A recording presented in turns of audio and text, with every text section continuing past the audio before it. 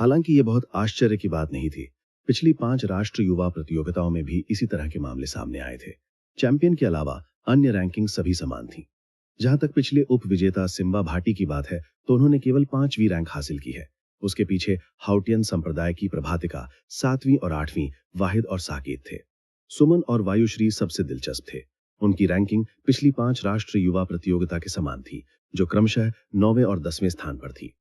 अर्जुन देव ने top 10 ranking को ध्यान से देखा। शीर्ष 8 पर 8 नोबल कुलों का एकाधिकार इस बार टूट गया था। अर्जुन देव और चमन चौधरी सबसे बड़े काले घोड़े थे। वे दोनों महान महारण राष्ट्र के छोटे संप्रदायों से थे। हालांकि वे प्रतियोगिता में पहले और दूसरे स्थान पर रहकर सुर्खियों में रहे थे। शीर्ष 10 के बाद नाम सूची में केवल 4 लोग थे। इसका शीर्ष 10 के समान व्यवहार नहीं था। फिर भी जब देवलोक महाद्वीप के विभिन्न कोनों के किसानों ने नाम सूची फैलाई, तो उस पर अपने नाम वाले काश्तकारों को कुछ प्रसिद्धि मिलेगी। भविष्य में वे संभवतः किसी संप्रदाय के पहले बुजुर्ग या नायक बनेंगे। इस छोटी सी नाम सूची में उन सभी लोगों को दर्ज किया गया था जो भविष्य में देवलोक महाद्वीप में कुछ भी कर सकते थे। उदाहरण के लिए महेश मान, उनका नाम 87वें स्थान पर था। अगर वो चाहते तो स्वर्गीय कृपाण मंडप के प्रभाकर राय का पद निश्चित रूप से उनका होता। भाटी, अरुण, तेजस और अन्य लोगों के नाम याद करने के बाद अर्जुन देव ने नाम सूची को हटा दिया। फिर उसने अपनी निगाहें हाउटियन संप्रदाय की नाम सूची पर केंद्रित की। अर्जुन देव मोटे तौर पर अनुमान लगा सकते थे कि महान जिन राष्ट्र के 10 महान संप्रदायों ने उनकी तलाश क्यों की थी। महान जिन राष्ट्र के 10 महान संप्रदायों को सुपर संप्रदाय कहा जाता था। मुख्य कारणों में से एक ये था कि इन संप्रदायों का अभी भी कुनलुन क्षेत्र में अपना मुख्य संप्रदाय था। देवलोक महाद्वीप उनके मुख्य संप्रदाय की एक शाखा मात्र थी, जिसका उपयोग प्रतिभाओं को इकट्ठा करने और अपने मुख्य संप्रदाय की ताकत का विस्तार करने के लिए किया जाता था। जब अर्जुन देव पश्चिमी उथले सागर में द्वीप पर थे, तो हाउटियन संप्रदाय के सर्वोच्च बुजुर्ग ने पहले ही अर्जुन देव को निमंत्रण दिया था। उन्हें एक छोटा हाउटियन पदक दिया था। हालांकि अर्जुन देव उस समय टीम चुनने की जल्दी में नहीं थे, इसलिए वो तुरंत सहमत नहीं हुए। अब अर्जुन देव की ताकत को पूरी तरह से सत्यापित किया जा चुका था। वो एक king great true dragon genius था। यदि वे अर्जुन देव को कुनलुन क्षेत्र में हाउटियन संप्रदाय के मुख्य संप्रदाय में भेज सकते हैं, तो ये निस्संदेह हाउटियन संप्रदाय को मजबूत करेगा। देवलोक महाद्वीप में हाउटियन संप्रदाय की शाखा को भी कई लाभ प्राप्त होंगे। संप्रदाय गुरु और बड़ों को भी कई लाभ प्राप्त होंगे। उन्होंने कहा, अर्जुन देव, अगर आप जाते हैं तो दूसरे पक्ष को मान लीजिए। अगर उस समय वृक्षदेव के पास एक मजबूत समर्थक होता तो वो इस तरह समाप्त नहीं होता। अभिमा ने चंद्र छाया कृपाण से धीरे से कहा। उसका स्वर निराशा से भरा हुआ था। जब अर्जुन देव ने यह सुना तो वो थोड़ा दंग रह गए। उन्होंने पूछा, थंडर किंग ने अतीत में वास्तव में किसका अपमान किया था? अभिमा ने अपना सिर थोड़ा हिलाया और कहा, आपको इसकी चिंता करने की जरूरत नहीं है। आप इतने मजबूत नहीं है। जानने से आपका कोई भला नहीं होगा। कुनलुन क्षेत्र में चाहे आप कितने भी प्रतिभाशाली क्यों ना हो या आपकी किस्मत कितनी भी असाधारण क्यों ना हो, अकेले रेंजर ना बनना ही सबसे अच्छा है। मैं अन्य संप्रदायों के बारे में नहीं जानता, लेकिन हाउटियन संप्रदाय पहले ही ग्रहान जिन राष्ट्र के 10 महान संप्रदायों में से एक बन गया है, जो 3000 साल पहले 3 पवित्र गुरुओं के बाद दूसरे स्थान पर था। ये निश्चित रूप से कोई साधारण छोटा संप्रदाय नहीं है। अभिमा की बातों पर ध्यान से विचार करने के बाद अर्जुन देव ने एक निर्णय लिया। उसने अपने हाथ में नाम कार्ड पकड़ लिया और कहा, उस मामले में चलो पहले चलकर देखते हैं। ड्रैगन सीलिंग लिस्ट जारी होने के बाद ड्रैगन सीलिंग शहर अगले दिन अपने द्वार बंद कर लेगा। अगली बार ये 3 साल बाद मेहमानों के लिए खुलेगा। ड्रैगन सीलिंग शहर में अर्जुन देव के प्रवास की आखिरी रात को ये सामान्य से भी अधिक जीवंत था। सड़कें और गलियां 3 से 5 के समूह में लोगों से भरी हुई थीं, जो शहर के असंख्य ऐतिहासिक स्थलों का दौरा कर रहे थे। काला लबादा पहनने के बाद अर्जुन देव धीरे धीरे भीड़ के बीच से चले गए। कभी कभी उन्होंने ट्रू ड्रैगन रैंकिंग लिस्ट के बारे में चर्चा सुनी। उनके नाम का बार बार प्रशंसा के स्वर में उल्लेख किया गया। हर तरह की प्रशंसा थी। हुड के नीचे अर्जुन देव के चेहरे की छाया छिपी हुई थी। उसने अपनी आभा वापस ले ली। कोई नहीं जानता था कि जिस व्यक्ति के बारे में वे बात कर रहे थे, वो अभी अभी उनके पास से गुजरा था। जब अर्जुन देव चाय के बारे में अज्ञानी पर पहुंचे, तो वे 9 कदम के लिए रुक गए। चाय घर के इंटीरियर में तेज रोशनी थी। अंदर और बाहर जाने वाले लोगों की एक अंतहीन धारा थी। पहली मंजिल के हॉल में कई नियम नहीं थे। यहां आने वाले लोग सच्चे चाय पीने वाले नहीं थे। जैसे ही उन्होंने शराब पी, उन्होंने बात करना बिल्कुल भी बंद नहीं किया। 2 छोटे देशों के प्रतिभागियों ने एक ही समय में पहला और दूसरा स्थान प्राप्त किया। टिस्क टिस्क, ये शायद 5 राष्ट्र युवा प्रतियोगिता के इतिहास में पहली बार है। ये वास्तव में पहली बार है। ग्रेट चू नेशन वास्तव में थंडर किंग जैसे विशेषज्ञ वाला राष्ट्र है। 5000 वर्षों के बाद महान महारण राष्ट्र में एक किंग ग्रेट ट्रू ड्रैगन फिर से प्रकट हुआ है। हा हा हा, स्वर्गीय कृपाण मंडप के बुजुर्ग शायद कान से कान तक मुस्कुरा रहे होंगे। स्वर्गीय कृपाण मंडप का उदय पहले से ही अनुमानित है। ये सही है। अर्जुन देव के नाम के आधार पर कौन जानता है कि कितने ब्लेड्समैन इसमें शामिल होने के लिए आकर्षित होंगे। अन्य देशों के ब्लेड्समैन भी शायद इसमें शामिल होने के लिए लड़ेंगे, ये देखने के लिए कि क्या वे अर्जुन देव की किस्मत को पकड़ सकते हैं। हॉल में सबसे अधिक चर्चा का विषय वही था जो सड़क पर था। ये अभी भी ट्रू ड्रैगन रैंकिंग सूची थी। इसके अलावा ये यहाँ बहुत अधिक जीवंत था। सर, क्या आप यहाँ चाय पीने आए हैं? दुर्भाग्य से हम पहले से ही भरे हुए हैं। क्या आप वहां जाएं और थोड़ी देर प्रतीक्षा करें? जैसे ही अर्जुन देव प्रवेश द्वार पर प्रकट हुए, एक उत्साही वेटर उनके चेहरे पर मुस्कान के साथ चला गया। हाउटियन संप्रदाय का नाम कार्ड सौंपने के बाद अर्जुन देव ने शांति से कहा, मेरे पास पहले से ही एक नियुक्ति है, रास्ता दिखाओ।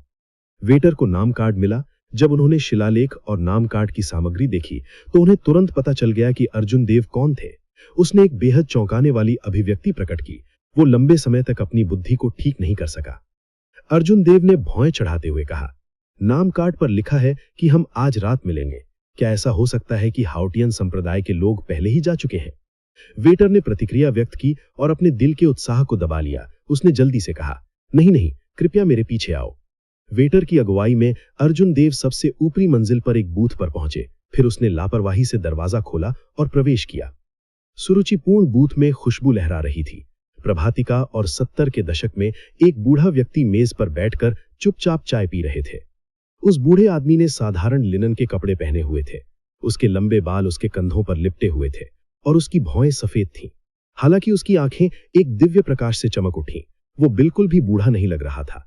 अर्जुन देव ने दूसरे पक्ष की साधना की जांच करने के लिए अपनी आध्यात्मिक बुद्धि का उपयोग किया। वो मदद नहीं कर सका, लेकिन थोड़ा चौंक गया।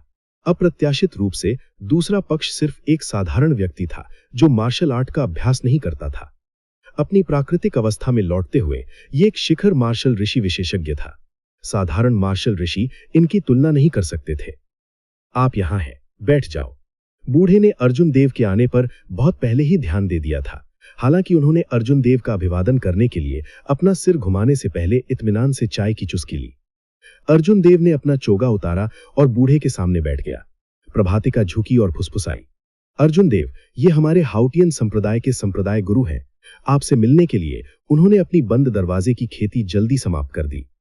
अर्जुन देव की आंखों में एक अजीब सी झलक झलक रही थी। एक शिखर मार्शल ऋषि उससे मिलने के लिए अपनी बंद दरवाजे की खेती छोड़ने को तैयार था। हाउटियन संप्रदाय बहुत ईमानदार था। बहुत बहुत धन्यवाद वरिष्ठ, अपने व्यस्त कार्यक्रम से समय निकालने के लिए। दूसरा पक्ष बहुत मजबूत था और अर्जुन देव को एक उंगली से आसानी से कुचल कर मार सकता था। उन्होंने महान दाव को समझने में बहुत समय बिताया। अपने सीमित जीवन काल के मद्देनजर उन्हें खेती के चरम पर पहुंचने की उम्मीद में हर समय कड़वाहट से खेती करनी पड़ी। उनके लिए समय अत्यंत मूल्यवान था। वे निश्चित रूप से अर्जुन देव के शब्दों के योग्य थे। भांग के कपड़े पहने बूढ़े व्यक्ति की गहरी आंखें एक बुद्धिमान प्रकाश से चमक रही थीं। वो धीरे से मुस्कुराया और कहा, छोटे दोस्त, ज्यादा मत सोचो। क्योंकि आपने पहले ही अन्य संप्रदायों के निमंत्रण को अस्वीकार कर दिया है, इसलिए मेरे हाउटियन संप्रदाय को आपका सर्वोच्च स्वागत करना होगा। इसके अलावा मैं शायद इस जीवन काल में कभी भी सम्राट वू के द्वार में प्रवेश नहीं कर पाऊंगा, इसलिए मैं व्यस्त हूं या नहीं, कौन जानता है, मुझे भविष्य में आपकी मदद की आवश्यकता हो सकती है। यदि आपको मेरी पुरानी हड्डियों से कोई आपत्ति नहीं है तो आप मुझे ओल्ड फैंग कह सकते हैं। हम एक ही पीढ़ी के हैं। अर्जुन देव को मन ही मन शर्मिंदगी महसूस हुई। दूसरा पक्ष उससे बहुत बड़ा था और उसकी खेती कई गुना अधिक थी। वो इतनी बेलगाम होने की हिम्मत कैसे कर सकता था? उन्होंने कहा, सीनियर, रणबीर मजाक कर रहे होंगे। कोई नहीं जानता कि भविष्य में क्या होगा। मैं अपनी भविष्य की उपलब्धियों की तुलना सीनियर से कैसे कर सकता हूं? बूढ़े रणबीर ने देखा कि अर्जुन देव का रवैया ईमानदार था। उनका लहजा ना तो दास्यता वाला था और ना ही दबंग था। उसके पास किंग ग्रेट ट्रू ड्रैगन प्रतिभा का अहंकार या किसी वरिष्ठ विशेषज्ञ का चापलूसी मनोभाव नहीं था। अर्जुन देव ने अपने रवैये को बहुत अच्छे से नियंत्रित किया। यह आभा निश्चित रूप से कुछ ऐसा नहीं था जो उसने नकली बनाया था। आमतौर पर एक मजबूत मानसिक स्थिति के बिना वो इस तरह के प्रभाव को प्राप्त करने में सक्षम नहीं होगा। बूढ़े रणबीर ने दिल में सिर हिलाया। ऐसी मनोस्थिति के साथ ही कोई और आगे जा सकता है। अपने लंबे जीवन में बूढ़े रणबीर बहुत दूर नहीं जा सके थे।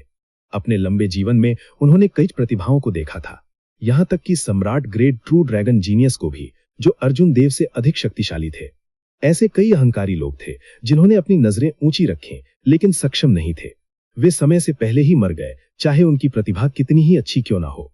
बूढ़े रणबीर ने चाय का प्याला हाथ में रखा और मंद मंद मुस्कुराए। जब तक king great true dragon genius समय से पहले नहीं मरते, तब तक वे निश्चित रूप से चरम मार्शल ऋषि तक पहुंचेंगे। दरअसल मैं अतिशोक्ति नहीं कर रहा हूं। बूढ़े व्यक्ति के साथ बातचीत उतनी औपचारिक नहीं थी जितनी अर्जुन देव ने कल्पना की थी। बूढ़े रणबीर ने कोई हवा नहीं दी, यहां तक कि उन्होंने मार्शल कल्टीवेशन के बारे में अर्जुन देव के कई सवालों के जवाब भी दिए। अर्जुन देव, क्या आप जानते हैं कि बुशिन पैलेस आप लोगों को कुनलुन दायरे में क्यों लाना चाहता है? बूढ़े रणबीर ने दिन का मुख्य विषय उठाना शुरू कर दिया। कुछ देर सोचने के बाद अर्जुन देव ने उत्तर दिया, बुशिन पैलेस के कुनलुन क्षेत्र में प्रतिस्पर्धी हो सकते हैं, इसलिए उन्हें खुद को मजबूत करने के लिए अपनी युवा पीढ़ी के प्रतिभाशाली काश्तकारों को फिर से भरने की आवश्यकता है। बूढ़े रणबीर मंद मंद मुस्कुराए और बोले, ये बहुत अच्छा है कि आप इस बारे में सोच सकते हैं। हालांकि इसके अलावा एक और कारण है, ये स्काई डोम क्षेत्र आप जैसी प्रतिभाओं को बढ़ाने का जोखिम नहीं उठा सकता। अर्जुन देव ने बूढ़े की ओर देखा और संदेह से पूछा, तुम्हें याद नहीं है? ये सही है, हम इसे बर्दाश्त नहीं कर सकते। बूढ़े रणबीर ने प्रभातिका की ओर इशारा करते हुए कहा, चेनक्षी को उदाहरण के तौर पर लें। एक बार जब उसकी प्रतिभा मार्शल मोनार्क दायरे में पहुंच जाती है, तब भी वो तेज साधना की गति बनाए रखना चाहती है। वो शायद एक वर्ष में कम से कम 10,000 सुपीरियर ग्रेड स्पिरिट स्टोन्स का उपभोग करेगी। 50 से भी कम वर्षों में वो उन सभी सुपीरियर ग्रेड स्पिरिट स्टोन्स का उपयोग करेगी जो हाउटियन संप्रदाय ने जमा किए थे। अर्जुन देव ने इस बारे में सोचते हुए तेज तर्रार विचार किया। यदि ये प्रतिभाओं का युग नहीं होता तो इस तरह के प्रतिभाशाली कृषक को पोषण करना ठीक होता। ऐसा इसलिए था क्योंकि यदि अन्य संप्रदायों के पास एक योग्य प्रतिद्वंद्वी नहीं होता तो प्रभातिका निश्चित रूप से मजबूत होने के बाद हाउटियन संप्रदाय के लिए और अधिक लाभ के लिए लड़ने में सक्षम होता और वो कई अन्य संप्रदायों की आध्यात्मिक नसों और संसाधनों को लूटने में सक्षम होता। हालांकि मार्शल आर्टिस्ट के स्वर्ण युग में उनके जैसे अनगिनत प्रतिभाएं थीं। यदि वो एक अजेय अस्तित्व के रूप में बड़ी नहीं हुई तो संप्रदाय के लिए उन संसाधनों को पुनर्प्राप्त करना असंभव होगा जो उन्होंने उसकी कल्टीवेशन पर खर्च किए थे। बूढ़े रणबीर ने जब अर्जुन देव के हाव भाव देखे तो उन्हें पता चल गया कि अर्जुन देव समझ गए हैं। उसने सिर हिलाया और कहा, इसलिए उसे कुनलुन क्षेत्र में प्रवेश करना होगा। केवल कुनलुन क्षेत्र के संसाधन ही आप जैसी प्रतिभाओं का पोषण कर सकते हैं।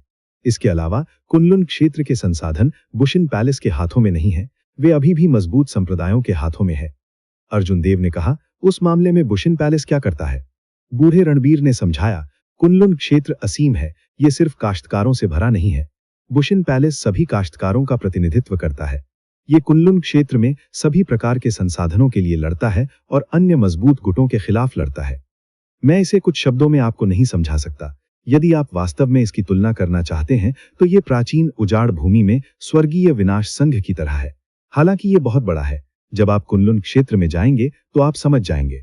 अर्जुन देव शांत और संयमित रहे। वो जानता था कि दूसरा पक्ष मुख्य विषय पर पहुंचने वाला है, इसलिए वो चुपचाप उसके जारी रहने का इंतजार कर रहा था।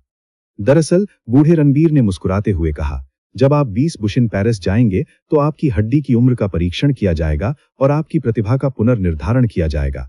उसके बाद आपके चयन की प्रतीक्षा में अनगिनत संप्रदाय होंगे।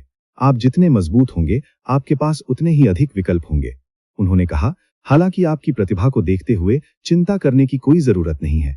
निश्चित रूप से कई बड़े संप्रदाय आपको अंदर खींचने के लिए लड़ेंगे। ये वे शर्तें हैं जो हाउटियन संप्रदाय आपको दे सकता है। आप पहले एक नजर डाल सकते हैं। मुझे जवाब देने की कोई जल्दी नहीं है।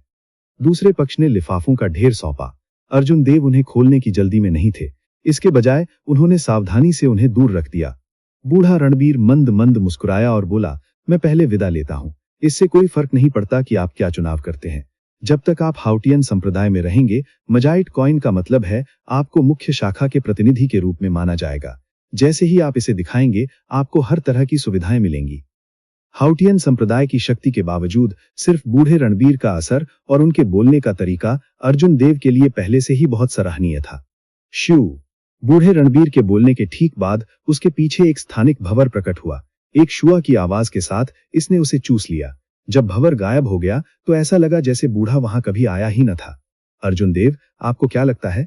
पार्श्व में मौजूद प्रभातिका ने कुछ प्रत्याशा के साथ पूछा। अर्जुन देव ने मुस्कुराते हुए कहा, शायद कुनलुन क्षेत्र में जाने के बाद आपको मुझे वरिष्ठ भाई के रूप में संबोधित करना होगा। अर्जुन देव 9 महान संप्रदायों में से किसी को नहीं जानते थे। कम से कम हाउटियन संप्रदाय में प्रभातिका थी। हालांकि दोनों एक दूसरे को थोड़े समय के लिए जानते थे, वे एक दूसरे के पात्रों को समझते थे। इसके अलावा अभिमाना ने अर्जुन देव के हाउटियन संप्रदाय में जाने की भी मंजूरी दे दी। हाउटियन संप्रदाय को चुनना अर्जुन देव के लिए सबसे अच्छा परिणाम नहीं हो सकता था, लेकिन यह निश्चित रूप से सबसे खराब विकल्प नहीं था। उसी समय जब अर्जुन देव हाउटियन संप्रदाय के संप्रदाय गुरु के साथ बातचीत कर रहे थे, उसी समय अरुण तेजस भी एक प्रमुख पात्र से मिल रहे थे। वो प्रमुख किरदार कोई और नहीं बल्कि स्वागत करने वाले दूत रणबीर थे। रणबीर अपने हाथ में प्रकाश और आध्यात्मिक ऊर्जा से भरा एक स्पिरिट कोर के साथ खिलवाड़ कर रहा था। स्पिरिट कोर में एक नीला जलता हुआ पक्षी अस्पष्ट रूप से देखा जा सकता था, अपने पंख फड़फड़ाते हुए और जोर से चिल्लाते हुए जैसे वो जीवित था। रणबीर द्वारा स्पिरिट कोर को दूर रखने के बाद उन्होंने कहा, बुरा नहीं है। रैंक 10 स्पिरिट बीस्ट का spirit core Azure Luann Kunlun क्षेत्र में भी ये अभी भी कुछ हद तक मूल्यवान है। अरुण तेजस ने मन ही मन शाप दिया, कुछ हद तक मूल्यवान से आपका क्या मतलब है? ये चीज कुनलुन क्षेत्र में भी एक अमूल्य खजाना होगी। क्या आपको लगता है कि ये मोटा भगवान कुछ नहीं जानता है? इसके अलावा रणबीर ने एक अग्नि जिम्मेदार खेती की तकनीक की खेती की। इस एज़्योर लुआन स्पिरिट कोर का मूल्य अब मूल्य के संदर्भ में नहीं मापा जा सकता है। हालांकि अरुण तेजस अपना आपा नहीं खो सकते, क्योंकि उनके पास दूसरे पक्ष से मांगने के लिए एक एहसान था। वो मुस्कुराया और कहा, उस स्थिति में क्या भविष्य में प्रबंधन करने के लिए ड्रैगन सीलिंग सिटी में व्यवसाय को हमारे गोल्डन रॉक मर्चेंट एसोसिएशन के लिए छोड़ सकते हैं? फटसो ने अर्जुन देव से झूठ नहीं बोला।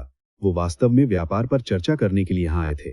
इसके अलावा वो बहुत महत्वाकांक्षी था। वो ड्रैगन सीलिंग सिटी के सभी व्यवसाय को एक ही बार में निगलना चाहता था।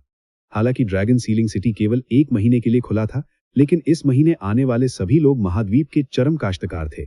10 लाख पीक काश्तकारों को खर्च करने से होने वाली आय गोल्डन रॉक मर्चेंट एसोसिएशन के लिए 1 साल के व्यवहार के बराबर थी।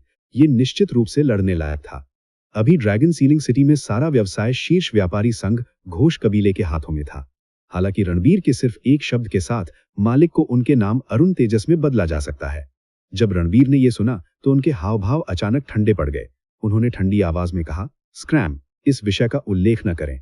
आपको क्या लगता है कि ये युवा मास्टर कौन है? अरुण तेजस कुछ स्तब्ध रह गया। उसे समझ नहीं आ रहा था कि दूसरा पक्ष अचानक शत्रुतापूर्ण क्यों हो गया। ये स्पष्ट रूप से दूसरे पक्ष ने सबसे पहले समाचार जारी किया था। यही कारण था कि वो एज़्योर लुआन स्पिरिट कोर के साथ आया। चचेरे भाई, क्या आप अतिथि का स्वागत कर रहे हैं? बस इसी समय हंसी सुनाई दी। अर्जुन देव ने अपना सिर घुमाया और देखा कि घोष कबीले के व्यापारी संघ के युवा मास्टर ऋषभ घोष मुस्कुराते हुए अंदर आ रहे थे। चचेरा भाई? रणबीर, घोष कबीले के व्यापारी संघ, दोनों का उपनाम वैन था। अरुण तेजस को अचानक कुछ समझ में आया। उसने गुस्से में कहा, तुम्हारी हिम्मत कैसे हुई कि तुम मुझ पर गैंग बना लो? मेरा एज़्योर लुआन स्पिरिट कोर मुझे लौटा दो। क्या तुमने मेरी बात नहीं सुनी? मैंने तुम्हें पहले ही हाथापाई करने को कहा था। रणबीर ने ठंड से सूंघा और अपनी उंगली के झटके से क्विंटेसेंस का एक किनारा निकाला, जो अरुण तेजस की ओर उड़ते ही अंतरिक्ष में एक काली दरार दिखाई दी। अरुण तेजस चौंक गया। उसने जल्दी से ताबूत का ढक्कन निकाला और उसे अपने सामने रख दिया। Ding dong! विशाल बल ने अरुण तेजस को 10 कदम पीछे धकेल दिया। हे! ये देखकर कि ताबूत का ढक्कन क्षतिग्रस्त नहीं था, रणबीर की आंखें चमक उठी। उन्होंने कहा, वास्तव में एक सम्राट की शक्ति फैल रही है। इस बार अरुण तेजस ने अपना सबक सीखा। उसने जल्दी से ताबूत का ढक्कन हटा दिया और जितनी जल्दी हो सके भाग गया। फिर उसने कहा, तुम 2 बच्चों, ये मोटा भगवान इस बार तुम्हें याद रखेगा। इस दुनिया में कोई और नहीं जो मेरा फायदा उठा सके। अरुण तेजस। ऋषभ घोष जोर से हंसा और बोला, कितना आनंददायक! मैं आखिरकार इस फैट्सो के साथ खिलवाड़ करने में कामयाब हो गया। उसने महान जिन राज्य में हमारे घोष कबीले के बहुत से व्यवसाय को छीन लिया है। हालांकि बैठे रणबीर के चेहरे पर अत्यंत शांत भाव थे। उन्होंने उदासीनता से कहा, वो सिर्फ एक छोटा किरदार है, उससे परेशान होने की कोई जरूरत नहीं है। हालांकि ये एज़्योर लुआन स्पिरिट कोर वास्तव में अच्छी चीज है। प्रभातिका से कुछ अप्रासंगिक बातों पर बात करने के बाद अर्जुन देव ने विदा लेने की तैयारी की। प्रभातिका अर्जुन देव को विदा करने के लिए खड़ी हो गई। वो मुस्कुराई और बोली, हम आधे साल में फिर मिलेंगे। यदि आप इच्छुक हैं तो आप मेरे साथ अभी हाउटियन संप्रदाय में आ सकते हैं। हाउटियन संप्रदाय द्वारा नियंत्रित स्पिरिट वेन के साथ आपके लिए मार्शल मोनाक तक पहुंचना आसान हो जाएगा।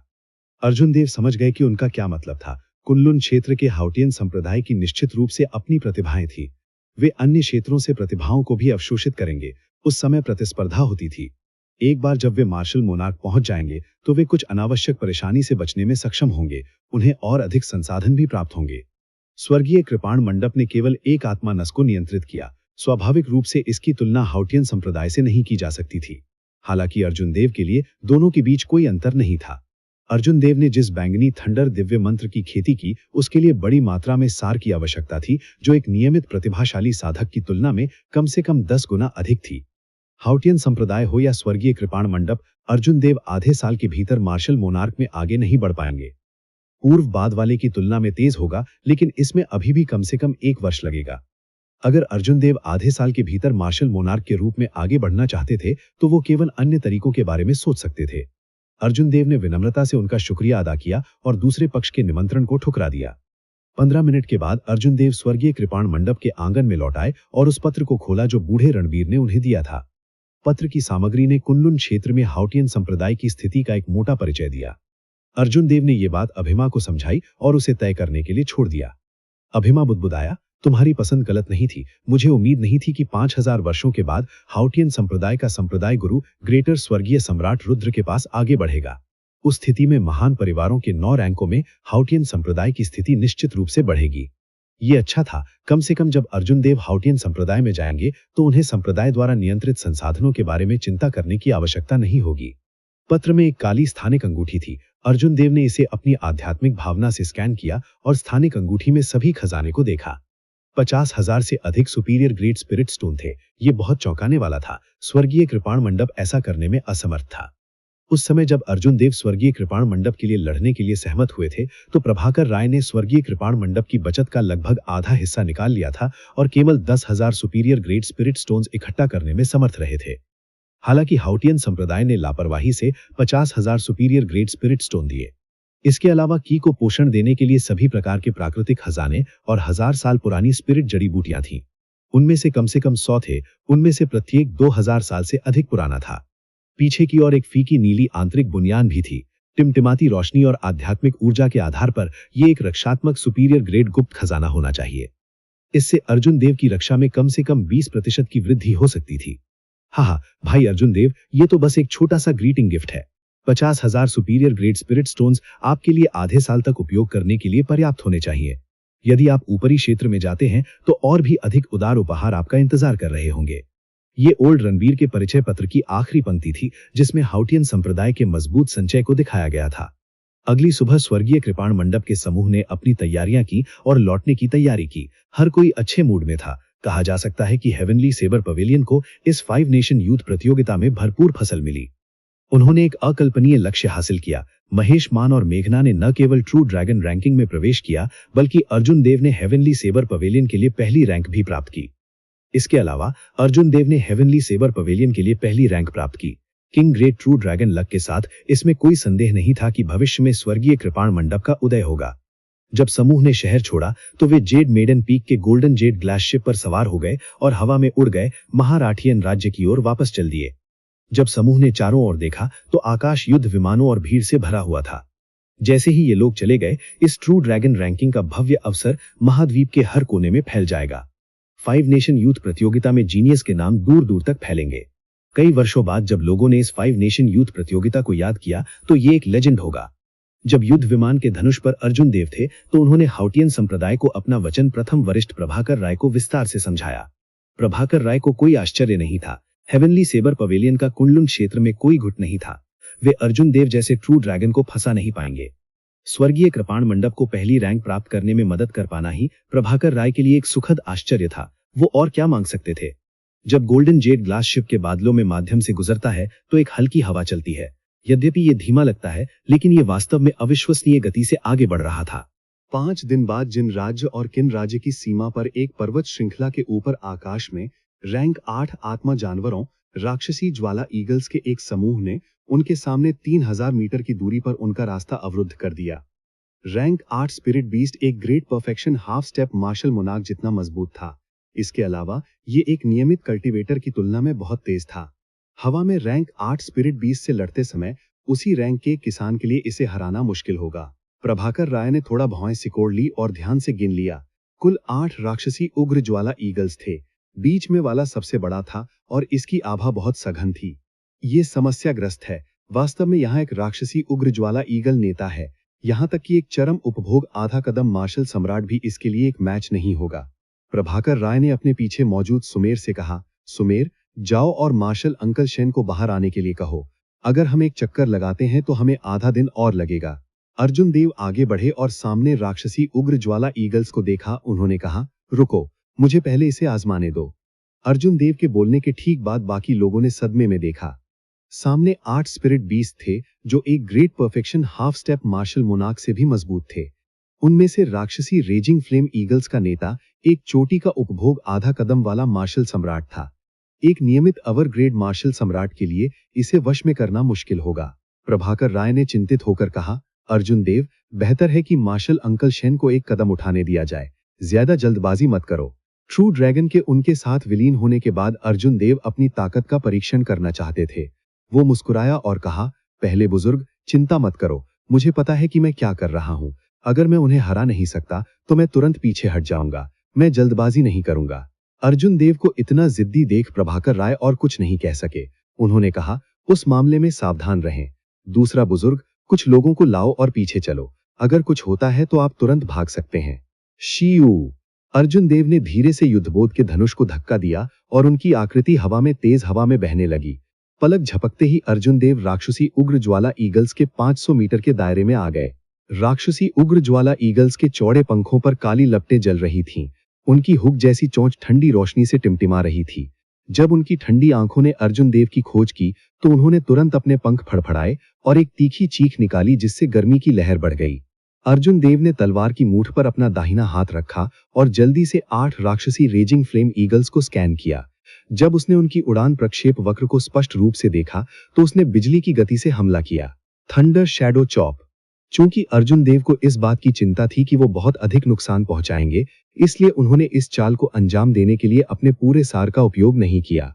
इस समय हवा में कोई और चिंता नहीं थी। उमड़ता क्रिस्टलीय सार नदी की तरह चंद्र छाया तलवार की ओर बढ़ा। उस पल में इसने एक चमकदार बैंगनी बिजली की रोशनी दी। 1 कदम, 2 कदम, 3 कदम। अर्जुन देव ने 7 कदम बढ़ाए और हवा में 7 यथार्थवादी आफ्टर इमेज को पीछे छोड़ दिया। प्रत्येक आफ्टर इमेज ने एक तलवार हड़ताल भेजी। ट्रू ड्रैगन के साथ अर्जुन देव की साधना तुरंत small perfection half step martial monarch से ग्रेट परफेक्शन तक पहुंच गई। जब उसने अपने सार को पूरी शक्ति से उजागर किया तो उसकी ताकत चौंकाने वाली थी। Boom, boom, boom. 7 दयनीय चीखें गूंज उठीं। तलवार की रोशनी जो अर्जुन देव ने बाद की आफ्टर इमेज से भेजी थी, उसने 7 राक्षसी उग्र ज्वाला ईगल्स को आधे में विभाजित कर दिया। पीछे के बुजुर्ग जो एक कदम उठाने की तैयारी कर रहे थे, सब अवाक रह गए। मर्ज। 7 आफ्टर इमेज मिल गईं और अर्जुन देव के शरीर से बिजली फूट पड़ी। उनकी आभा बढ़ गई जिससे वे आकाश से उतरने वाले वज्र देवता की तरह लग रहे थे। तलवार क्यों बाहर निकली और स्पेस में एक लंबी दरार को फाड़ दिया। राक्षसी उग्र ज्वाला ईगल का नेता चौंक गया।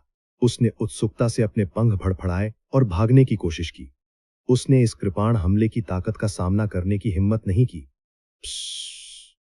हालांकि दरार बहुत जल्दी फैल गई। भले ही राक्षसी उग्र ज्वाला ईगल ने चकमा देने की पूरी कोशिश की, फिर भी दरार ने अपने दाहिने पंख को आधा कर दिया। राक्षसी उग्र ज्वाला ईगल की मजबूत रक्षा केवल सजावट बन गई। वह बुरी तरह चिल्लाया और जमीन पर गिर गया। अर्जुन देव ने एक थंडर शैडो चॉप के साथ पलक झपकते ही 8 राक्षसी रेजिंग फ्लेम ईगल्स को मार डाला। इससे प्रभाकर राय और युद्धपोत पर सवार अन्य लोग स्तब्ध रह गए। अर्जुन देव ने कृपाण मयान कर दी। हालांकि वह संतुष्ट नहीं थे। ऐसा इसलिए था क्योंकि उनके अंतिम हमले ने राक्षसी रेजिंग फ्लेम ईगल्स के नेता को तुरंत आधा नहीं काट दिया था। इससे साबित हुआ कि इस थंडर शैडो चॉप में अभी भी कई सुधार हैं। जब समूह वापस डेक पर उतरा तो प्रभाकर राय और अन्य लोगों ने एक दूसरे की नजरों का आदान प्रदान किया। उन्होंने पाया कि वे अर्जुन देव के माध्यम से बिल्कुल भी नहीं देख सकते हैं। इतनी ताकत के साथ यहां तक कि एक नियमित अवर ग्रेड मार्शल सम्राट भी उसकी बराबरी नहीं कर पाएगा। अचानक अर्जुन देव ने कहा, हमारे पीछे एक युद्धपोत है। यह मैक 5 पर हमारी दिशा में बढ़ रहा है। प्रभाकर राय और अन्य लोग थोड़े स्तब्ध रह गए। वे हवा में उड़ गए और जल्दी से पीछे मुड़कर देखा। दरअसल एक विशाल काला युद्धपोत हवा में उड़ गया और उनकी दिशा में आगे बढ़ गया। इसका लक्ष्य बहुत स्पष्ट था। वह अर्जुन देव और अन्य लोगों को महान जिन राष्ट्र छोड़ने से पहले रोकना चाहता था। समूह के उतरने के बाद प्रभाकर राय ने भद्दे भाव से कहा, वे गलत इरादों से आ रहे हैं। यह भाटी कबीले का युद्धपोत है। जैसे ही समूह सीमा पार करने वाला था, भाटी कबीले के विशाल काले युद्धपोत ने उन्हें पीछे छोड़ दिया। युद्धपोत हवा में बह गया और अत्याचारी रूप से अर्जुन देव और अन्य लोगों का रास्ता अवरुद्ध कर दिया। शेन मंजुन युद्धपोत की पकड़ से बाहर चले गए और भाटी कबीले के युद्धपोत को देखा। उसने संदेह से पूछा, प्रभाकर राय, क्या हो रहा है? मुझे यकीन नहीं है। भाटी कबीले के लोगों ने कुछ नहीं कहा और बस हमें रोक दिया। जब प्रभाकर राय ने शेन मंजुन को बाहर जाते देखा तो वह शांत हो गए। आखिरकार दूसरा पक्ष आधा ऋषि था। जब तक भाटी कबीले के मुखिया नहीं आएंगे तब तक दूसरों के लिए उन्हें रोकना आसान नहीं होगा। हर कोई, चिंतित होने की कोई जरूरत नहीं है। मैं बाई फेंग हूं, वर्तमान भाटी कबीले का मुखिया। मैं सिर्फ उस व्हाइट रूब्ड ब्लेड्समैन से मिलना चाहता हूं जिसके बारे में आप सभी बात करते हैं। हल्के नीले रंग के वस्त्र पहने एक अधेड़ उम्र का व्यक्ति युद्धपोत के धनुष पर प्रकट हुआ। वह एक कीमती कृपाण की तरह था जो अपनी मयान से खींचा गया था, जो एक तेज रोशनी बिखेर रहा था। जैसे ही वह प्रकट हुआ, स्वर्गीय कृपाण मंडप में सभी को भारी दबाव महसूस हुआ। जब दूसरे पक्ष ने नीचे देखा तो यह सभी के सिर के ऊपर लटकी हुई एक तेज कृपाण की तरह था। कृपाण ऋषि, कृपाण का एक ऋषि, केवल एक मार्शल ऋषि जिसने कृपाण के इरादे को सीमा तक समझ लिया था, उसे कृपाण ऋषि कहा जा सकता था। नियमित मार्शल ऋषि उनके लिए एक मैच नहीं होंगे। एक कृपाण ऋषि एक ही खेती के 10 मार्शल ऋषियों से आसानी से निपट सकता था। इस भाटी कबीले के मुखिया सुखविंदर ऐसे ही एक व्यक्ति थे। सुखविंदर ने मंद मंद मुस्कुराते हुए कहा, मुझे याद है कि मैंने अपना नाम कार्ड सौंपा था। हालांकि ऐसा लगता है कि छोटा भाई मेरे बारे में बहुत अधिक नहीं सोचता है, इसलिए मैं केवल इस तरह के अभिमानी तरीके का उपयोग कर सकता हूं। जैसे ही अर्जुन देव ने दूसरे पक्ष की ओर देखा, उनके दिल में एक तड़प दिखाई दी। कृपाण का एक ऋषि। अर्जुन देव सोच रहे थे कि वह इस स्तर तक कब पहुंच पाएंगे। खुद को शांत करने के बाद अर्जुन देव ने एक कदम आगे बढ़ाया और पूछा, मुझे आश्चर्य है कि सीनियर मुझे क्यों ढूंढ रहे हैं? सुखविंदर ने मुस्कुराते हुए कहा, ऊपर आओ और बोलो, वहां नीचे रहना सुविधाजनक नहीं है। बड़े भाई अर्जुन देव, ऊपर मत जाओ, वे निश्चित रूप से अच्छे नहीं है, मेघना ने पीछे से कहा। सुमेर और अन्य लोगों ने कुछ नहीं कहा, लेकिन उनकी नजर में अर्थ एक ही था। अर्जुन देव ने धीरे से कहा, यह ठीक है। उनकी स्थिति को देखते हुए वे मेरे जैसे जूनियर के खिलाफ कदम उठाने के लिए इतनी दूर नहीं जाएंगे। हर कोई उन पर हंसेगा।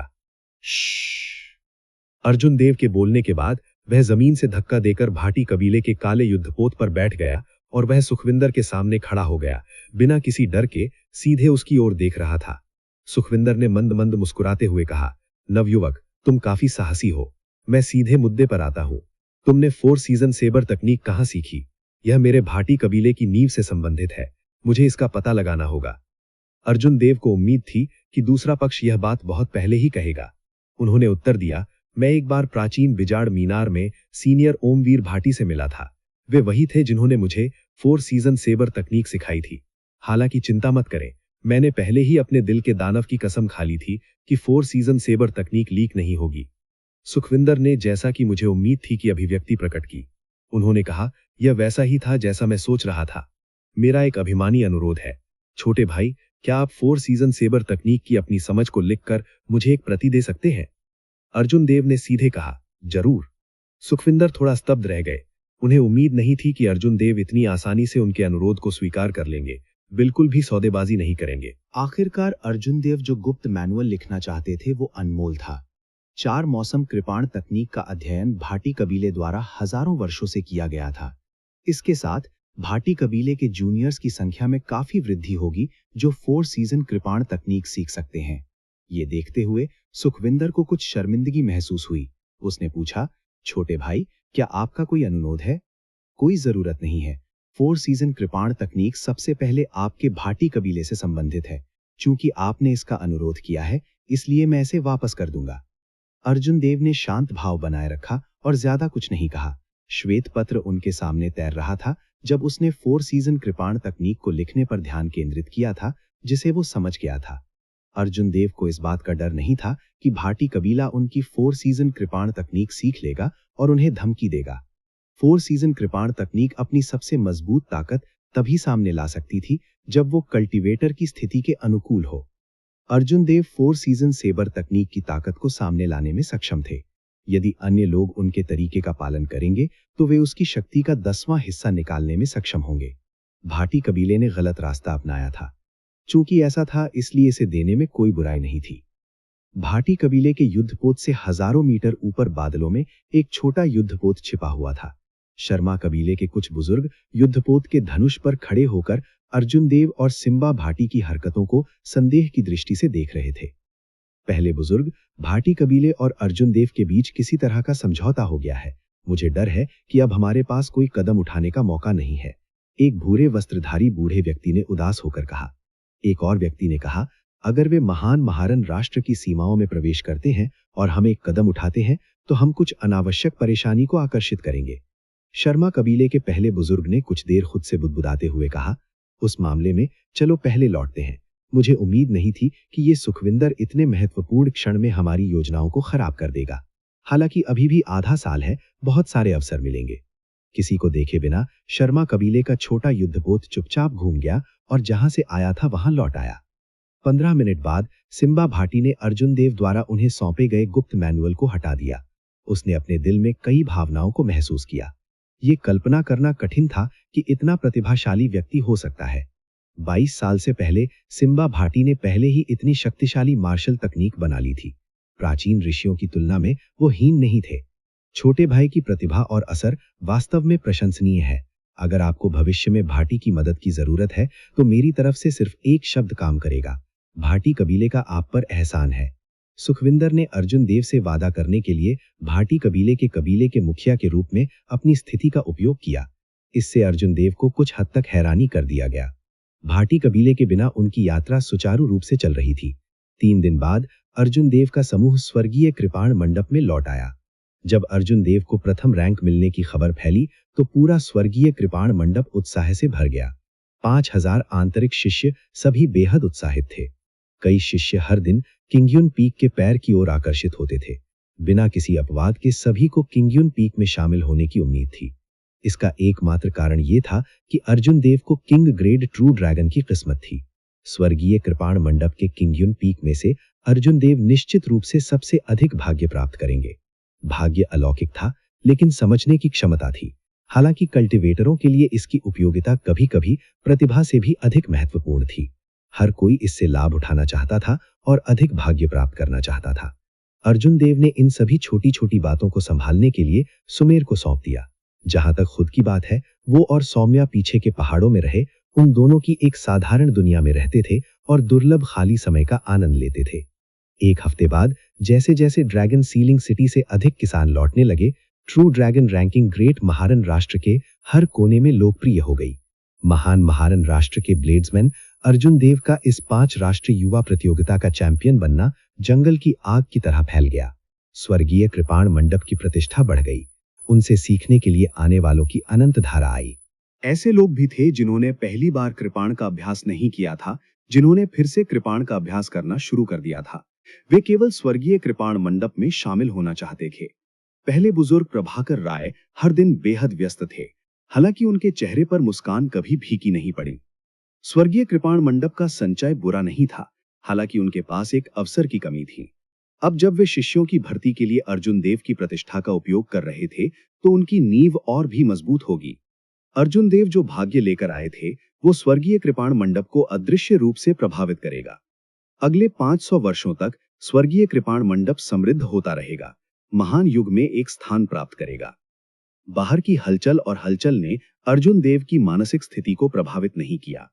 सोम्या के साथ आधा महीना बिताने के बाद उन्होंने अपनी कड़वी खेती फिर से शुरू की। सड़क अभी भी बहुत लंबी थी। ये साधना के महान मार्ग की शुरुआत थी। उसे और भी अधिक मेहनत करनी पड़ी, वो बिल्कुल भी आराम नहीं कर सका। ये विशेष रूप से अर्जुन देव के सुखविंदर से मिलने के बाद था। उसके दिल में ये भावना और भी मजबूत हो गई। जब वो वास्तव में मजबूत हो गया, तभी वो अपने भाग्य को अपने हाथों में मजबूती से पकड़ सकता था। यदि अर्जुन देव के पास कोई विकल्प होता, तो वो कृपाण तकनीक को क्यों सौंपते, जिसे वो समझता था। हालांकि पूर्ण शक्ति से पहले, भले ही वो बेहद बुद्धिमान हो, ये बेकार होगा। उसके हाथ में 4 सुपीरियर ग्रेड स्पिरिट स्टोन्स बिखर गए।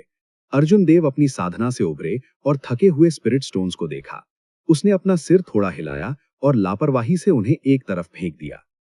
आधा महीना बिताने के बाद अर्जुन देव ने 5 राष्ट्रीय युवा प्रतियोगिता से प्राप्त अंतर्दृष्टि को पूरी तरह से संक्षेप में रखा। फिर उन्होंने अपना सारा समय साधना पर बिताया। भले ही अर्जुन देव हर दिन 10 सुपीरियर ग्रेड स्पिरिट स्टोन का सेवन करते थे, फिर भी उनकी प्रगति बहुत धीमी थी। वो अभी भी आधे कदम वाले मार्शल सम्राट की अड़चन तक पहुंचने से बहुत दूर था। अर्जुन देव कुछ परेशान महसूस कर रहा था। उसने अभिमा से पूछा, अभिमा, क्या मेरे लिए आधे साल के भीतर आधे कदम वाले मार्शल सम्राट की अड़चन तक पहुंचने का कोई रास्ता है? अभिमा ने धीरे से मुस्कुराते हुए कहा, मैं आपके पूछने का इंतजार कर रही थी। निश्चित रूप से एक रास्ता है। ये सिर्फ इस बात पर निर्भर करता है कि आप ये जोखिम लेने की हिम्मत करते हैं या नहीं। दुनिया में हर चीज के अपने जोखिम थे। बुआई के बिना काटना और आसानी से सफलता प्राप्त करना असंभव था। स्वाभाविक रूप से अर्जुन देव इस सिद्धांत को समझता था। उसने पूछा, विधि क्या है? अभिमा ने उसे सीधे जवाब नहीं दिया। इसके बजाय उसने कहा, आप स्वर्गीय कृपाण मंडप के नीचे आत्मा वंश की उत्पत्ति के बारे में जानते हैं ना? उस समय स्वर्गीय भेड़िया जाति का राक्षस राजा भी यही चाहता था। स्पिरिट वेन की उत्पत्ति एक स्पिरिट वेन की नींव थी। इसमें आध्यात्मिक ऊर्जा की एक अथाह मात्रा थी। स्वाभाविक रूप से अर्जुन देव को स्वर्गीय कृपाण मंडप में स्पिरिट वेन की उत्पत्ति के बारे में पता था। उस समय उन्होंने व्यक्तिगत रूप से स्पिरिट स्टोन माइन की भूमिगत दुनिया में इसका अनुभव किया था। हालांकि स्पिरिट वेन की उत्पत्ति में निहित ऊर्जा बहुत विशाल थी। ये ऐसी चीज नहीं थी जिसके लिए अर्जुन देव कुछ कर सकता था। अगर उसने इसे जबरदस्ती निगलने की कोशिश की तो अगर वो सावधान नहीं था तो ऊर्जा से फट सकता था। ल्यूसु चंद्र इस पर खेती कर सकते थे क्योंकि स्वर्गीय कृपाण मंडप के संस्थापक ने इस पर प्रतिबंध लगा दिया था, जिससे वो ऊर्जा की मात्रा को सीमित कर सकती थीं। अन्यथा उस समय ल्यूसु चंद्र की खेती के साथ वो इस पर खेती नहीं कर पाती। ये सोचकर अर्जुन देव ने अपना सिर थोड़ा हिलाया और कहा, क्या ये वो तरीका हो सकता है जिसके बारे में आप बात कर रहे हैं? स्वर्गीय कृपाण मंडप की आत्मा नस की उत्पत्ति पर प्रतिबंध लगाया गया है, जिससे ये अवशोषित कर सकने वाली ऊर्जा की मात्रा को सीमित कर सकता है। इसके अलावा केवल संस्थापक के वंशज ही उस आत्मा नस का उपयोग कर सकते हैं। अभिमा ने धीरे से मुस्कुराते हुए कहा, स्वाभाविक रूप से नहीं, मैं केवल एक उदाहरण दे रहा हूं। इस दुनिया में एक से अधिक आत्मानस हैं। अर्जुन देव ने प्रतिक्रिया देते हुए कहा, क्या आप कह रहे हैं कि अन्य आत्मानस हैं जिन्हें किसी ने नहीं खोजा है? ये असंभव है। मौजूदा आत्मानसों को पहले ही विभिन्न संप्रदायों द्वारा विभाजित कर दिया गया है। स्पिरिट नस को छुपाने का कोई तरीका नहीं था। इससे जो आध्यात्मिक ऊर्जा निकलती है उसे 5 किलोमीटर दूर से महसूस किया जा सकता है। इसका मूल्य अथाह था। स्पिरिट नसों के चारों ओर हमेशा स्पिरिट स्टोन माइंस होंगी। स्पिरिट स्टोन्स काश्तकारों की मुद्रा थे। कोई भी आसानी से उस धन की कल्पना कर सकता है जो एक स्पिरिट नस को नियंत्रित करने से आया था। कभी कभी स्पिरिट नसों की संख्या एक संप्रदाय को वर्णित करती है। ये इस बात का संकेत था कि ये कितना मजबूत था। ये एक संप्रदाय की नींव थी। स्पिरिट नस के बिना संप्रदाय स्वचालित रूप से भंग हो जाएगा। महान महारण राष्ट्र के 3 महान संप्रदाय 10,000 वर्षों तक अस्तित्व में रहने में सक्षम थे, क्योंकि उनमें से प्रत्येक ने एक आत्मा नस को नियंत्रित किया था। विभिन्न शक्तियों ने कई साल पहले ही आत्मा नसों को विभाजित कर लिया था। कोई भी संप्रदाय जिसके पास आत्मा नस थी, वो ऐसा कुछ नहीं था जिसे अर्जुन देव नाराज कर सकते थे। अभिमा ने मजाक में डांटा, बेवकूफ, जब से मैंने कहा था कि वहां है, निश्चित रूप से है। आपको इस पर संदेह करने की कोई आवश्यकता नहीं है।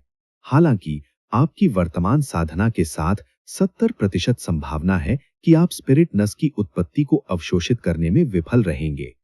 एक बार जब आप असफल हो जाते हैं तो आपका शरीर फट जाएगा और आप मर जाएंगे। असफलता की 70% संभावना, जोखिम बहुत अधिक था। अर्जुन देव ने कुछ देर सोचा और थोड़ी देर बाद फैसला कर लिया।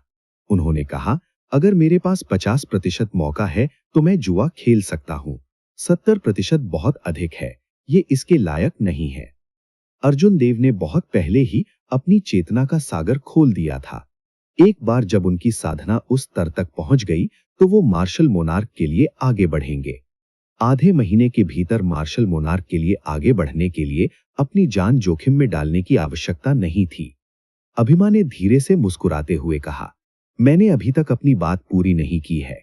यदि आप फर्मामेंट बॉडी टेम्परिंग आर्ट को 6ठी परत तक विकसित कर सकते हैं तो आपकी सफलता दर 50% तक बढ़ जाएगी। मैं जुआ खेलूंगा, अर्जुन देव ने बिना किसी हिचकिचाहट के कहा। उनकी आंखों में एक निर्णायक नजर दिखाई दी। ड्रैगन सीलिंग शहर में जैसे ही सच्चा ड्रैगन प्रकट हुआ, अर्जुन देव की आकाश बॉडी टेम्परिंग कला 5वीं परत के चरम पर पहुंच गई।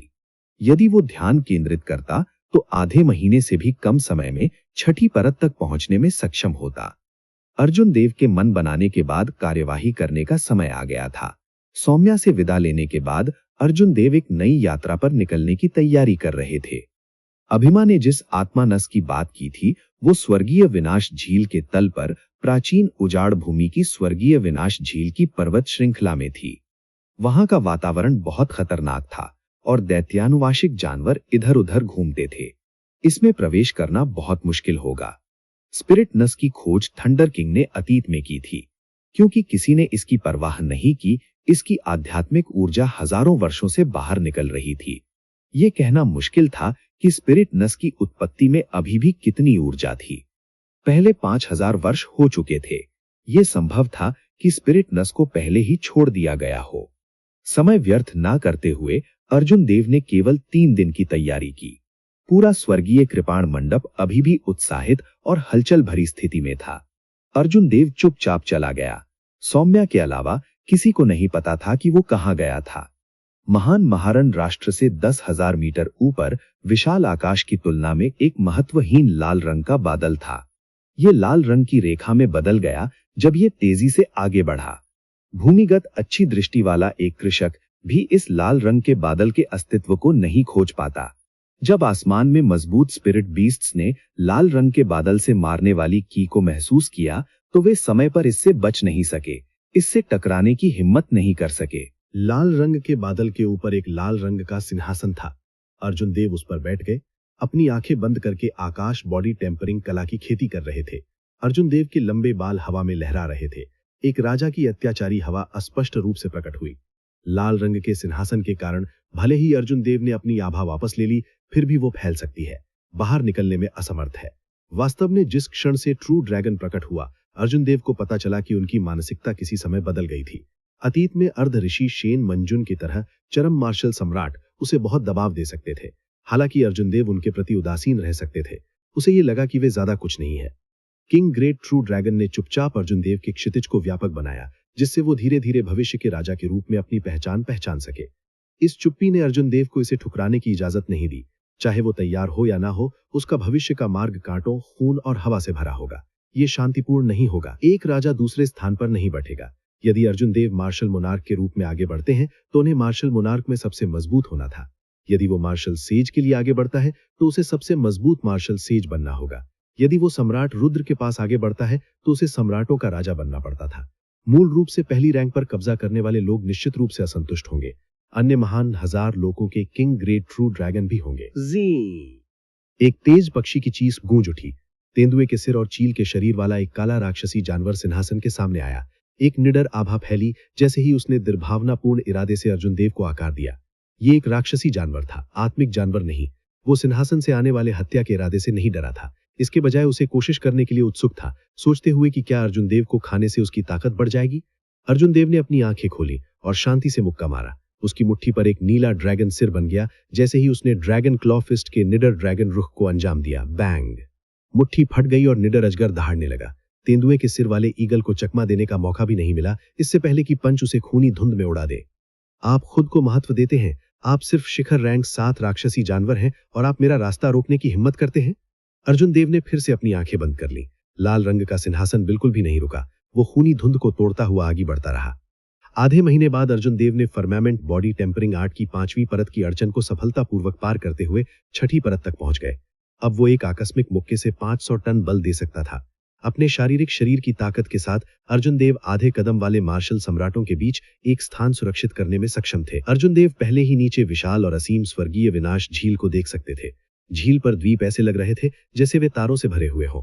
आसमान में लोगों की संख्या धीरे धीरे बढ़ती गई। बहुत अधिक ध्यान आकर्षित नहीं करना चाहते हुए अर्जुन देव ने बहुत पहले सिंहासन को हटा दिया था। फिर उसने हवा में उड़ने के लिए अपने सार का उपयोग किया। समय समय पर उसके पास से गुजरने वाले मार्शल किंग्स एक बड़ा दबाव महसूस करते और अवचेतन रूप से दूर चले जाते। क्या मजबूत आभा है! प्राचीन उजाड़ भूमि में इतना मजबूत युवा कब आया? सभी की निगाहें संदेह से भर गईं। वे समझ नहीं पा रहे थे कि क्या हो रहा है।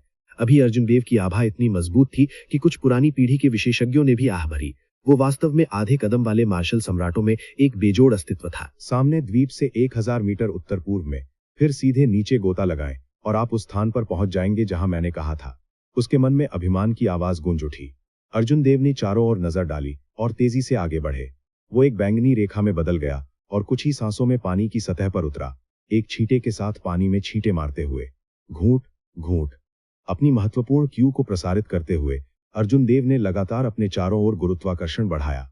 उसका पूरा शरीर एक सीसा की गेंद की तरह था जो पानी में गिर गया था। वो बहुत तेज गति से नीचे उतरा और उसके चारों ओर बुलबुले दिखाई देते रहे। सबसे पहले वो अभी भी कुछ प्रकाश देख सकता था, लेकिन 1 किलोमीटर के बाद झील के तल में अंधेरा हो गया। अर्जुन देव की आंखों की रोशनी से भी वो 100 मीटर से आगे नहीं देख सकते थे। जल के अपवर्तन के कारण अर्जुन देव ने अपनी आध्यात्मिक भावना से जो देखा वो धुंधला था। वो केवल एक मोटा विचार ही निकाल सकता था। इस समय अर्जुन देव ने थोड़ी भौहें चढ़ाई और आश्चर्य की एक नर्म चीख छोड़ी। उसके सामने झील में एक बड़ा खून का टुकड़ा तैर रहा था जिससे तीखी गंध आ रही थी। जैसे जैसे वो गहराई में गोता लगाता गया, अधिक से अधिक खून बहने लगा। हालांकि उसने उन जानवरों में से किसी भी नहीं देखा जिनका उल्लेख अभिमान ने किया था। ऐसा लग रहा था कि ये जगह पहले से ही किसी ने बह गई हो। भैंग। अर्जुन देव का शरीर थोड़ा कांपने लगा। वो अंततः इस स्वर्गीय विनाश झील के तल पर पहुंच गया और उसके पैर ठोस जमीन को छू गए। जब उसने अपनी आध्यात्मिक भावना के साथ क्षेत्र को स्कैन किया तो वो मोटे तौर पर बता सकता था कि उसके सामने झील के तल पर लगभग 500 मीटर की दूरी पर एक राजसी पर्वत श्रृंखला थी। ये 1000 मीटर लंबा था और बहुत विशाल लग रहा था। झील के तल पर पर्वत श्रृंखला वास्तव में लिंग्युन पर्वत श्रृंखला से कई गुना चौड़ी थी, जहां स्वर्गीय खड़ांग मंडप था। इस जगह पर खून भी सबसे ज्यादा घना था। जब अर्जुन देव ने चारों ओर देखा तो उन्हें केवल गहरे लाल रंग का खून दिखाई दिया। ये चिपचिपा था और लंबे समय तक पिघलता नहीं था। इससे बेहद घृणित बदबू आती थी। कभी कभी वो कुछ भटकते राक्षसी जानवरों के अवशेष देख सकता था। ये बताना आसान था कि ये राक्षसी जानवरों के बेकार हिस्से थे। ये देखकर अर्जुन देव को यकीन हो गया कि अर्जुन देव से पहले कोई इस जगह से बह गया था। अभिमा, क्या इस जगह के बारे में किसी और को पता है? अर्जुन देव ने कुछ चिंतित होकर पूछा। अगर कोई उनसे पहले यहां पहुंच गया होता तो वो बहुत समय बर्बाद करता। अभिमा ने अपना सिर थोड़ा हिलाया और कहा, चिंता करने की कोई जरूरत नहीं है। उन लोगों का कोई और उद्देश्य होना चाहिए। ये स्थान चरम यिन अंडरवर्ल्ड फ्लेम का जन्म स्थान है। 5000 साल पहले थंडर किंग ने संयोग से स्पिरिट वेन की खोज की थी। जब वो लॉ के बीज को पुनः प्राप्त कर रहा था, उन्होंने कुछ प्रतिबंध लगाए जिससे दूसरों के लिए आत्मा की नस की खोज करना बहुत मुश्किल था। आकाश की लॉ? अर्जुन देव ने गहरी सोच में प्रवेश किया। उनकी लूनर ट्रू फ्लेम ने पहले ही एक ओरिजिन फ्लेम का निर्माण कर लिया था। हालांकि इसने किसी भी यिन जिम्मेदार लपटों को अवशोषित नहीं किया था। पर्पल थंडर ट्रू फायर की तुलना में इसकी ताकत काफी कमजोर थी। यदि उसे लूनर ट्रू फ्लेम को मजबूत करने का अवसर मिला तो वो ताइजी यिन यांग फ्लेम आरेख एक हस्ताक्षर कर सकता है, जिसका उपयोग उसने इच्छा के परीक्षण में किया था। हालांकि इस यात्रा का उद्देश्य अभी भी स्पिरिट वेन की उत्पत्ति थी। लूनर ट्रू फ्लेम के बारे में ज्यादा सोचने की जरूरत नहीं थी। वो स्थिति के अनुसार कार्य करेंगे। अर्जुन देव ने अपना दाहिना हाथ बढ़ाया और एक बढ़ते सार ने उनकी हथेली पर एक चूषण बल बनाया। झील के पानी में मिला काला खून जल्दी से उनके हाथ में एकत्रित हो गया। यहाँ पर एक लाल रंग का भंवर बन गया। आसपास के झील का पानी धीरे धीरे साफ हो गया। थोड़ी देर बाद सारा रक्त की एक गेंद में संघनित हो गया, जो अनगिनत बार संकुचित हुआ था। अर्जुन देव ने लापरवाही से अपना हाथ लहराया और खून की गेंद बहुत तेज गति से उड़ गई। बहुत देर बाद इसने स्वर्गीय विनाश झील की सतह पर पानी का एक स्तंभ बनाया। खून की गेंद फट गई और खून की बारिश में बदल गई। जैसे ही ये गिरा, वहां से गुजरने वाले किसान आश्चर्यचकित रह गए। झील के साफ पानी में रहते हुए अर्जुन देव ने अपनी दृष्टि का उपयोग किया और सामने पर्वत श्रृंखला में एक दरार की खोज की। ये वही प्रवेश द्वार था जिसका उल्लेख अभिमा ने किया था। अर्जुन देव ने झील के तल को धकेला और बिजली की तरह चले गए। वो इस शू जोवी के साथ उस दरार में घुस गए। सबसे पहले दरार बहुत संकीर्ण थी। 10 मिनट चलने के बाद ये चौड़ी हो गई। जमीन पर स्पष्ट पैरों के निशान देखे जा सकते थे। पैरों के आकार और संख्या के बाधे पर बहुत सारे लोग थे, उनमें से कम 100 थे। अर्जुन देव को नहीं पता था कि प्राचीन उजाड़ भूमि के किस गुट ने ऐसा किया था। 10 मिनट बाद दरार में झील का पानी पूरी तरह से कम हो गया था। सामने का क्षेत्र अचानक खुल गया और अर्जुन देव की दृष्टि में एक विशाल संसार प्रकट हो गया। सभी आकार और आकृतियों के पत्थर के स्तंभ उसके ऊपर 1 किलोमीटर ऊपर उल्टे लटके हुए थे। जमीन पर 500 किलोमीटर तक दरारें फैली हुई थीं। कभी कभी यिन जिम्मेदार लपटों की किस्में दरारों से बाहर निकल रही थीं। अर्जुन देव ने चौंकाने वाले भाव प्रकट किए। ये कल्पना करना कठिन था कि झील के तल पर पर्वत श्रृंखला में ऐसा चमत्कारी दृश्य था। रुको, होली फायर मैनर यहाँ व्यवसाय कर रहा है, क्या आप कृपया अभी के लिए छोड़ देंगे? अचानक दो अधेड़ उम्र के किसान ऊपर से बाहर कूद पड़े। उन्होंने एक ही कपड़े पहने थे और अपने हाथों में तेज कृपाण पकड़े हुए थे। उन्होंने अर्जुन देव को सावधानी से देखा। चूंकि आध्यात्मिक भावना स्वर्गीय विनाश झील में बहुत उपयोगी नहीं थी, इसीलिए अर्जुन देव ने इसे हर समय जारी नहीं रखा था। उन्होंने इन दोनों लोगों को बाहर कूदने के बाद ही खोजा। जब अर्जुन देव ने चारों ओर देखा तो उन्होंने तुरंत इन दोनों लोगों की साधना का पता लगा लिया। वे peak superior grade martial kings थे। उनकी आभा कमजोर नहीं थी और उनकी साधना तकनीक भी कमजोर नहीं होगी। उन्हें प्राचीन उजाड़ भूमि का विशेषज्ञ माना जाएगा। हालांकि अर्जुन देव की नजर में वे पर्याप्त से बहुत दूर थे। पवित्र अग्नि मैनर। अर्जुन देव को इस संप्रदाय के बारे में अच्छी छाप थी। उस समय उन्होंने और भाटी लिक्सी ने उजाड़ शहर में अपनी शाखा को उखाड़ फेंका था। उन दोनों ने अपने यंग मैनर लॉर्ड और एक आंतरिक संप्रदाय के बुजुर्ग को भी मार डाला था। अर्जुन देव को आज यहां उनसे मिलने की उम्मीद नहीं थी। नीदरलैंड लॉ प्राप्त करने के लिए हमें लाइन पकड़ने के लिए एक मार्शल मुनार्क विशेषज्ञ की आवश्यकता है। अर्जुन देव को इन दोनों लोगों से जल्दी निपटने की जरूरत है। हम इसे बाहर नहीं खींच सकते। अभिमा ने उसे याद दिलाया। अच्छे और बुरे को अलग करने में असमर्थ मत बनो। हमारे पहले मैनर लॉर्ड और दूसरे मैनर लॉर्ड यहाँ है। आपकी आधे कदम की मार्शल मुनार्क साधना के साथ वे आपको एक उंगली से नष्ट कर सकते हैं। स्मार्ट बनो और हाथापाई करो। जब दाहिनी ओर के व्यक्ति ने देखा कि अर्जुन देव नहीं चल रहे हैं तो उन्होंने अर्जुन देव की ओर इशारा किया और चिल्लाया। होली फायर मैनर में दो मार्शल मुनार्क विशेषज्ञ थे। अर्जुन देव ने उनके बारे में बहुत पहले सुना था। ऐसा लग रहा था कि वे दोनों यहाँ हैं। इन दोनों मार्शल मुनार्क की खेती चाहे जो भी हो, अगर वे एक साथ काम करते तो अर्जुन देव उनके लिए एक मैच नहीं होते। हालांकि चूंकि वे पहले से ही यहाँ थे, इसीलिए उनके पीछे हटने का कोई कारण नहीं था। अर्जुन देव ने आंखें तरेर ली और अचानक एक चाल चली। उसने जमीन पर जोर से ठोकर मारी, जिससे 3 इंच गहरा पदचिन्ह रह गया। उन्होंने blue dragon cloud soaring art का अंजाम दिया। उसके पीछे से एक गूंजने वाली ड्रैगन दहाड़ आई। बोलने वाले व्यक्ति को ऐसा लगा जैसे कोई ब्लू ड्रैगन उस पर उड़ रहा हो। कवच तोड़ना। जब अर्जुन देव ने मुक्का मारा तो उनकी मुट्ठी के ऊपर एक तेज शॉकवेव बन गई। इसने इस व्यक्ति की रक्षा को ऐसे फाड़ दिया जैसे कि ये कागज से बना हो, और उसकी छाती पर एक कटोरे के आकार का एक खूनी छेद छोड़ दिया। दिल को जब्त करना। अर्जुन देव का दाहिना हाथ पंजे में बदल गया और एक चिंगारी उड़ने में लगने वाले समय में वो दूसरे व्यक्ति की छाती में घुस गया। हालांकि इस व्यक्ति की मृत्यु से पहले उसने अपनी आस्तीन में छिपाए गए एक छोटे तीर को निकाल लिया।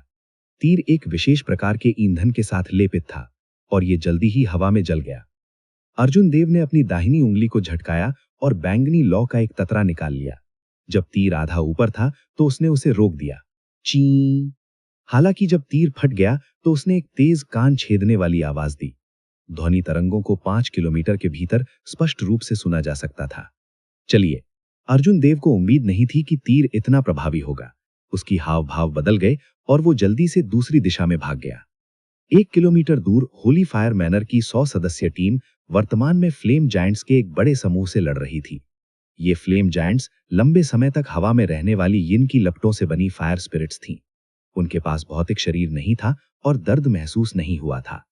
इसके अलावा उनमें से कई थे जिससे उनसे निपटना बहुत मुश्किल हो गया था। 2 बूढ़े चुपचाप समूह के ऊपर मंडरा रहे थे। उनके शरीर से अत्यंत शक्तिशाली आभा निकल रही थी। समय समय पर वे एक फायर स्पिरिट को मार गिराते थे जो उनका रास्ता रोक रही थी। जब 2 बूढ़ों ने कान छेदने वाली आवाज सुनी तो एक ही समय में उनके हाव भाव बदल गए।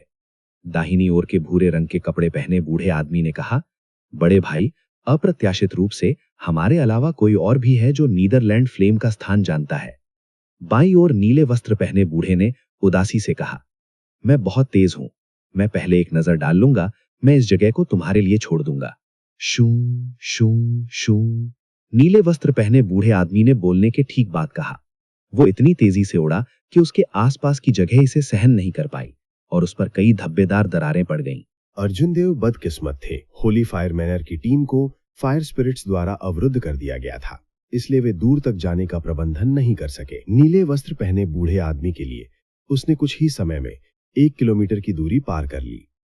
उसके आने के बाद उसने आंखें तरेर लीं और तुरंत अर्जुन देव को उड़ते हुए देखा। नीले वस्त्र पहने बूढ़े व्यक्ति की अभिव्यक्ति शिथिल हो गई और उसकी आंखों में एक जानलेवा इरादा दिखाई दिया। वह ठंडे स्वर में मुस्कुराया और कहा, आप सिर्फ आधे कदम वाले मार्शल सम्राट हैं और आप मस्ती में शामिल होने के लिए यहाँ आने की हिम्मत करते हैं। आप बहुत साहसी हैं। ची। नीले वस्त्र पहने बूढ़े व्यक्ति ने अपनी गति को सीमा तक बढ़ा दिया और उसके पीछे एक काली दरार दिखाई दी। फिर उन्होंने अर्जुन देव का पीछा किया। ब्लू ड्रैगन क्लाउड सोअरिंग आर्ट को निष्पादित करने के बाद अर्जुन देव एक बाढ़ ड्रैगन की तरह उछलने वाले बन गए। उसने बहुत पहले ही ब्लड फ्लेम शूज को सक्रिय कर दिया था, लेकिन वह अब भी नीले वस्त्र वाले बूढ़े व्यक्ति की खोज को हिला नहीं सकता था। उनके बीच की दूरी धीरे धीरे कम होती गई। 15 मिनट के बाद बूढ़ा व्यक्ति अर्जुन देव से 500 मीटर से भी कम दूरी पर था। मर जाओ। नीले वस्त्र पहने बूढ़े आदमी की टकटकी ठंडी हो गई जब उसने अपनी हथेली को कृपाण के रूप में इस्तेमाल किया। विशाल सर्वोच्चता उसकी हथेली में इकट्ठी हो गई। उनकी आकृति चमक उठी